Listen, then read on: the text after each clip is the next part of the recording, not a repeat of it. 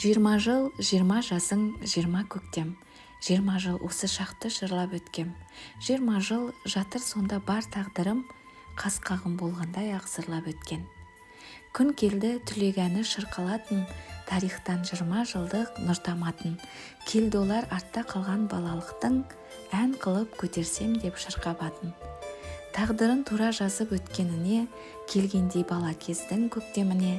Оралды олар міне ұстасына, оралды олар міне мектебіне. Сағым жыл жанғалаулы жағар отты, оларда күні кеше бала бопты. Бүгінде жігіттері әке атанып, қыздары сәбилерге ана бопты. Емес бет кеше оларды бала көрер, өзгертіп уақытта сала берер. Есейіп ер жетсе де ұстаздарға әлі сол түлек болып қала берер. Осы ғой өмірдің де нандырмағы, жұлдызын жарқыратып жандырғаны. 20 жыл, 20 көктем, 20 жазда сан түрлі болды олардың тағдырлары. Сан түрлі өтті олар өткелдерден, ызғарлы өтті дағы көктем күннен.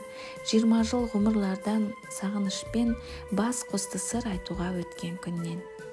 Тергендей бала шақтан дала гүлін, олардың ұқшы сырындары бүгін 20 жыл бұрын қалған осы жерде іздеп тұр олар қазір балалығын.